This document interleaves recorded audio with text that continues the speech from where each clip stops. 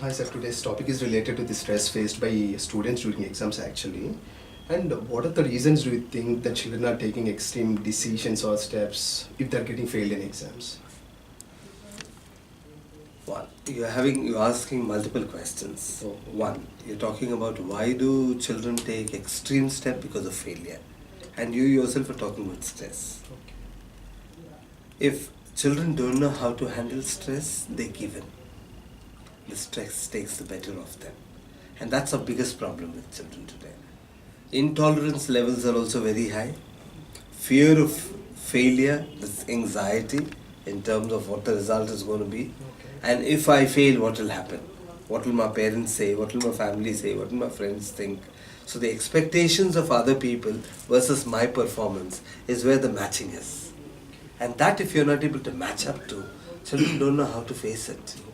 And when you don't know how to face it, the best thing for them is they feel, let's go. It's much better than facing the reality back here. So that's one of the reasons why they actually take an extreme decision.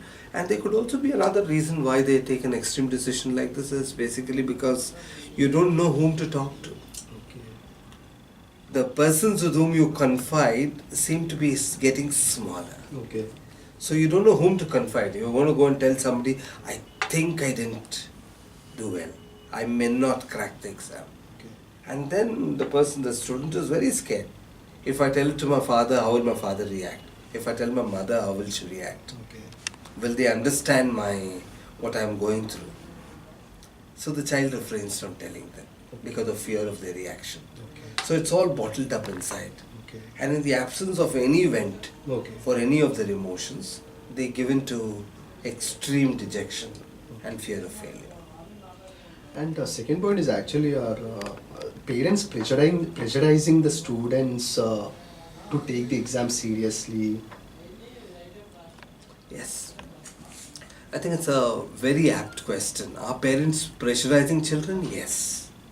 We can also say no. It's a very complex thing. If you look at the parents pressurizing children, it could also be many parents are pushing their children to achieve what they themselves wanted to achieve in life. Okay. It's an aspirational value. They want children. So as a parent, any aspiration on behalf of the children may not be wrong because they're parents. They desire well for the children. Okay. That would be a very good explanation. But the problem is when it crosses the line, Mm-hmm.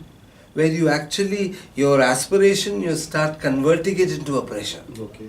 It becomes a pressure at a point when I do not understand my child. Okay. And I actually expect my child to perform at a particular level where the child is not able to match up to. Okay. That leads to a lot of this friction. And that friction takes the better of children. Okay. And or else, how can parents guide the children or motivate them? Yeah. So you're asking me why do parents put a lot of pressure? Yes, it becomes pressure. Can parents do something about reducing pressure? Yes. One of the biggest things that the parents can do, you really want your children to perform well, start trusting them. Take your child into confidence. Listen to them. Spend a few moments listening to the child. Because a child performing in the examination is not a machine. He or she is a human being. They need to be listened to. Okay. They need to be, their fears, their anxieties needs to be assuaged. We need to be able to relax them. Okay. It's easier to tell relax, but it's more important to take those few minutes and say, yeah, I'm with you, don't worry, no matter what you do. Good. I'm with you. And I think that kind of support if a child feels, the child will feel more strong enough to be able to aspire and to reach the goal. They will push themselves much more if they know that the parents are backing them. Okay. Good point, sir. And what are the schools and teachers' role in the overall student's life? So I think parent, teacher, as a quasi-parent, all these have roles of nurturing. Okay. All these are nurturing roles. They are guiding roles. Okay. And when I use the word nurture and guide, these are roles which actually basically does what a gardener does to a plant. It helps.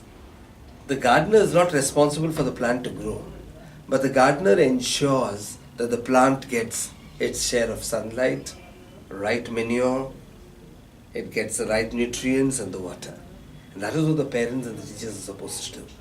The parents cannot fight a child's battle. That's something that you and I will have to be very, very clear about. The parent is not going to be writing the examination. The teacher is not writing the examination. That is why in education language, terminology is a word called pedagogy. Pedagogy is about appreciating that a child has to walk. It is the child's journey, not the teacher's journey.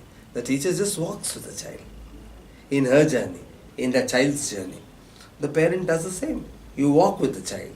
And the process of walking with the child is about that relationship.